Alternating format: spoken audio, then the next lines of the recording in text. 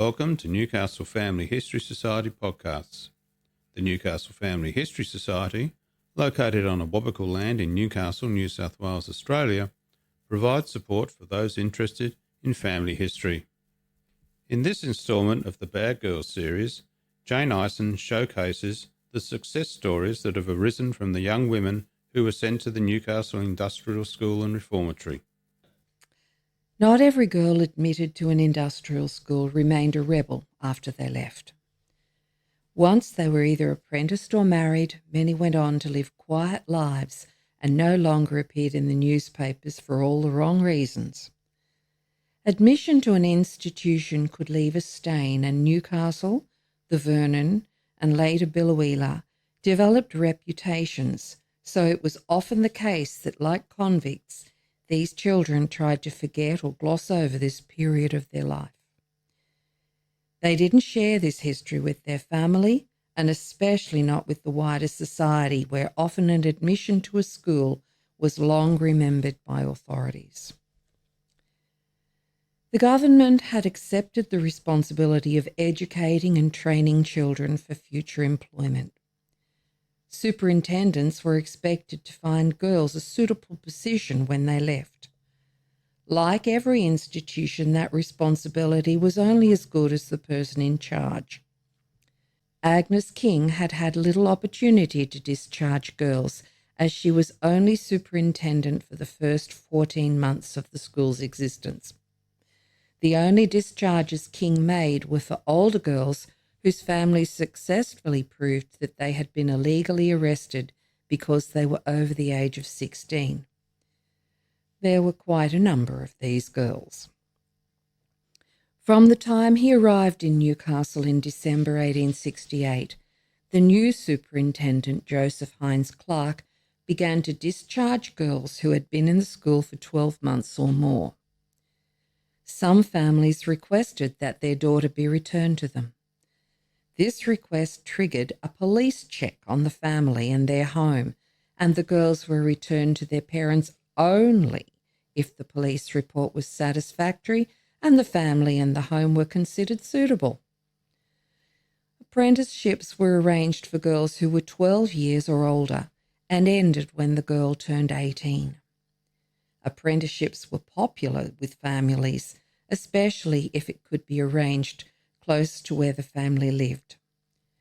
Clark also tried to find employment for girls over 18. He managed to find places where girls went into service as they were too old to be apprenticed. Clark was thorough and followed up any problems or complaints made by either the girls or their employers. Reformatory girls were simply discharged, and no employment was found for them by the school. Most of the 193 inmates of the Industrial School and Reformatory went on to live a more settled life after they left Newcastle. The 4 girls who feature in this podcast give insights into how the process operated. The story of the girl bushrovers hit the newspapers in September 1867 with this shocking report reprinted from the Bathurst Free Press. Our readers will remember that we recently referred to some midnight prowlers in the neighbourhood of Dennis Island and Cooloola, by whom several clotheslines had been stripped and a quantity of clothing taken and carried away. On Wednesday morning last, between 1 and 2 o'clock, Samuel Sweetman discovered 2 horses tied up in the bush near his home. He observed that one of the horses had a saddle and the other a sack filled with wool. He thought this very suspicious and took possession of the horses. Fearing that the owners might be bushrangers, an alarm was raised, but soon after he saw the heads of 2 females emerging from the creek. They were disguised and pretended that they had lost their way. They also claimed the horses. A light was brought, and Sweetman identified the girls as being the children of a man named Edwards, residing in Cooloola, and as one of them had been living as a servant in the neighbourhood, he knew that the tale of their being lost was a pretence.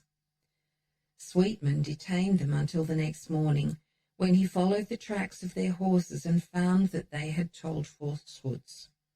A search warrant was obtained, and on going to Edward's residence with a constable, a great quantity of articles stolen from different lines was discovered and identified.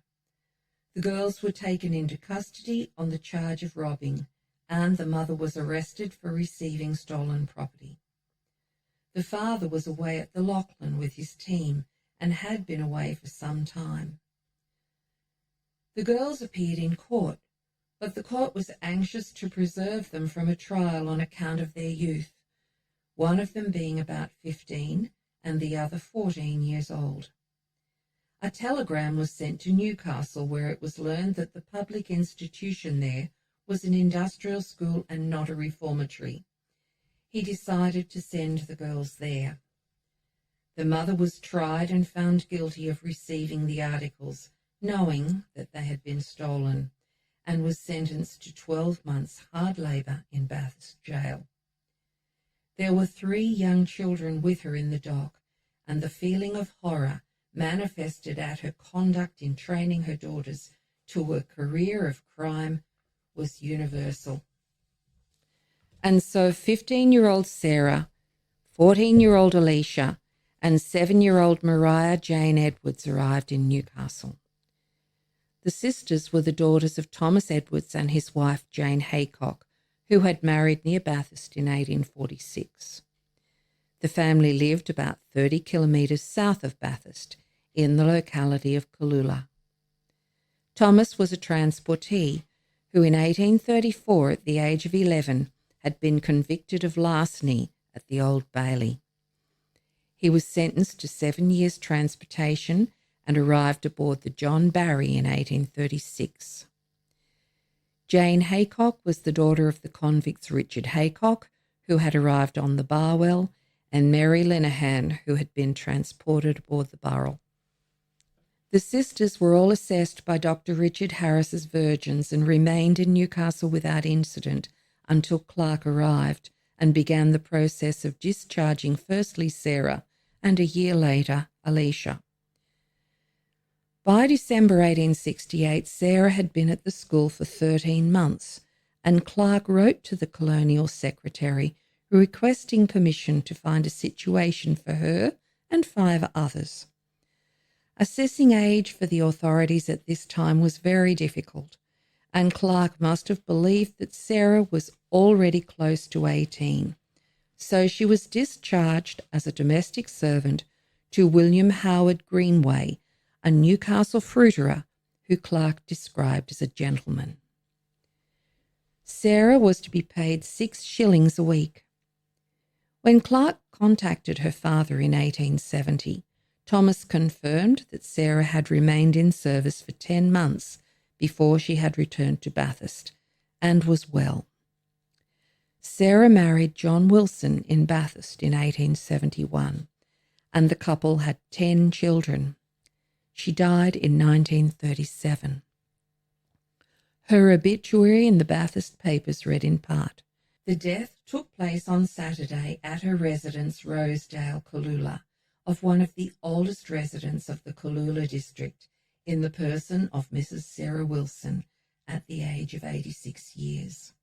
She had lived in Cooloola all her life and was predeceased by her husband, Mr. John Wilson.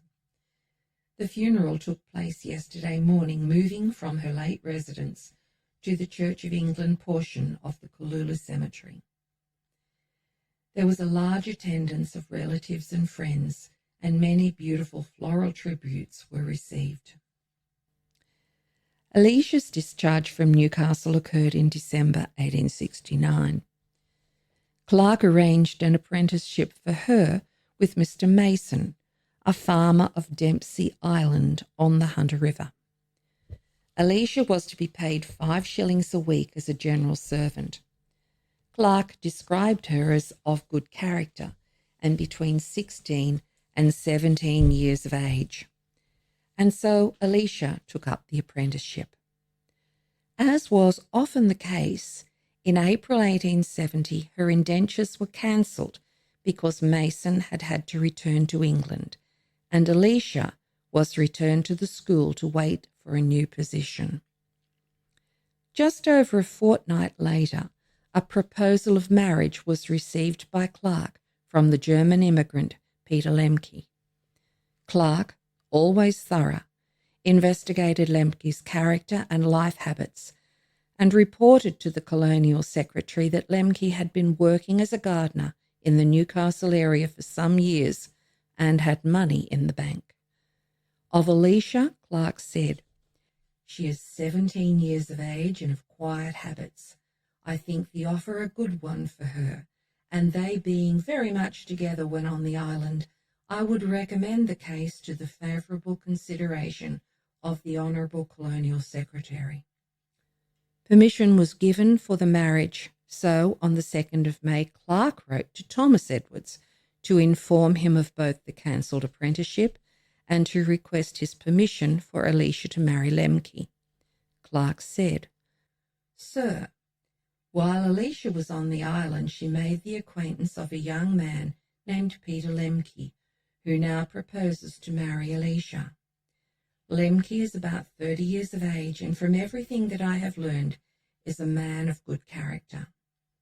He has saved out of his own earnings about £250 and proposes to lodge in the savings bank £100 to Alicia's credit. As far as I can see, I must say the match would be to the girl's advantage.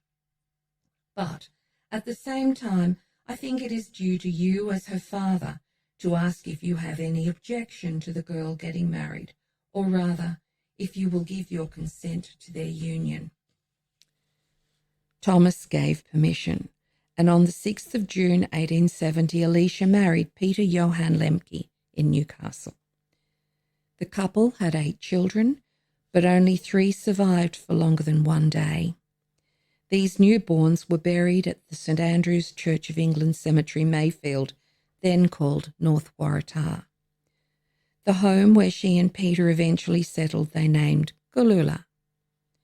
Alicia died in 1902 at the age of 50 and was buried in Newcastle's Sandgate Cemetery.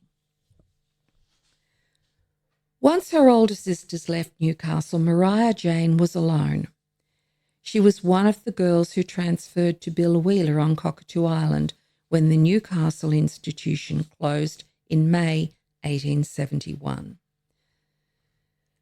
Maria was discharged by Clark's replacement as superintendent, George Lucas. Discovering details of any discharges made by Lucas is rare, as he either sent little correspondence to the colonial secretary or he didn't bother complying with the regulations imposed upon him by the government. One letter about Maria survives. In November 1871, she was apprenticed to Thomas Hale, a JP in Sydney. The apprenticeship was for 6 years, and she was to receive 1 shilling a week for the first 2 years, 2 shillings a week for the 3rd and 4th years, and 3 shillings a week for her final 2 years. Lucas described Maria as well behaved. The colonial secretary commented that Hale was a great supporter of the school and believed that he would show an interest in Maria's welfare. No records survive to show whether Maria finished her apprenticeship, but by 1894 she had returned to Bathurst, where she married the widower Charles James Smith. The couple had 3 children, and Maria also cared for the 3 children from his first marriage. By the time of their golden wedding anniversary, the couple had moved to 5 Dock in Sydney. Maria Jane was the longest lived of all the Newcastle admissions. She died in Bathurst in 1961 at the age of 101 and was buried at Gulula Cemetery with her sister and father. The 4th success story in this podcast is of Elizabeth Ann Phillips. She was the daughter of Peter Phillips and Mary McTavish. She had been born and subsequently arrested in Cooma and was admitted to the school in February 1869 when she was 11. During the riot at the school in March 1871, Elizabeth, in company with Sarah Dixon and Mary Windsor, were charged with destroying government property. But after a trial in Newcastle, Clark requested that they be reprimanded and returned to the school. Elizabeth transferred to Biloela in May 1871, and in September that year, she was apprenticed by George Lucas to the mathematical instrument maker Angelo Tornaghi of Hunters Hill. Her apprenticeship was to last for 4 years, and she was to be paid a starting rate of 3 shillings a week that would increase by 1 shilling a week for each year of her apprenticeship. Unfortunately, in January 1872, Elizabeth was arrested and charged with stealing a gold locket from Mrs. Tornaghi. In court, she was sentenced to return to Biloela on Cockatoo Island, but this time to the separate Reformatory school under the care of Agnes King, where she remained for just over 2 years. On her release from Biloela, Elizabeth made her way back to her family, and 7 months later, on 4th of October 1874, the day after she turned 17, Elizabeth married Henry Glass in Cooma. All seemingly went well, and by December 1877, Henry and Elizabeth had 3 children. Henry also had a half-brother named John Glass, who had the alias Black Glass, as his mother was of Aboriginal descent. John Glass had a stepdaughter named Mary McCormack. In December 1877, Henry and Elizabeth had moved to Cara when Elizabeth came to the assistance of Mary McCormack during an assault on her by her stepfather. The witness to the incident, Matthew Adamson, described Elizabeth's courage in attempting to prevent Mary's abduction and rape by her stepfather. John Glass held Mary McCormack by the hands as she was trying to resist. Mrs. Henry Glass went to her assistance. Mrs. Glass took a stick with her and struck Glass on the back of the head. He kept trying to hold Mary, so Mrs. Glass struck him again. He let Mary McCormack go, turned round suddenly and stabbed Mrs. Glass in the breast with a sheared blade. This was the first time I saw the sheared blade in Glass's hands. The first time prisoner stabbed Mrs. Glass, she tried to get away, and he followed her and stabbed her in the shoulder. He then left Mrs. Glass and followed Mary McCormack. I was standing at the door looking on. I saw Glass stab Mary McCormack twice with a sheared blade as she was running away from him. I was about 30 yards away. I did not offer to go to the assistance of the women. I did not go up to help Mary. I might have been stabbed myself. John was captured, tried and sentenced to death, but after a successful petition, his sentence was commuted to life in prison. Elizabeth, although she was in a serious condition for some time, eventually recovered from her wounds and went on to have 13 more children. She died in Bega on the 26th of November, 1931. It is impossible to know whether an admission of a child to any institution was an opportunity or not. Every case was different. The early lives of these 4 women are just a sample of the stories of the 193 girls admitted to Newcastle. All admissions reflect the difficult situations experienced by the poor and disadvantaged at this time, but these 4 lives resulted in strong families and many descendants. For those searching for fractured families, putting them back together can be difficult. None of these girls was initially apprenticed back to the place where they were arrested, although 3 of them found their way home. Children sent to industrial schools could end up a great distance away from their family, and this makes tracing them complicated. Understanding the apprenticeship process in government institutions can explain how a marriage occurred a great distance from an ancestor's birthplace. An early admission can explain why your ancestor did not know the names of their parents when they married. If you are confronted with unexpected or difficult research, investigate whether your ancestor had been in an institution. Sometimes lack of evidence and continuity in a family is proof of institutionalization, and it was often the case that children and families in this time were admitted to more than one institution. In tracing industrial school children, it may be helpful to also use records from the New South Wales jails, the Sydney Benevolent Asylum, the Randwick Asylum, and the orphan schools. It is also useful to look for parents and siblings in these institutions.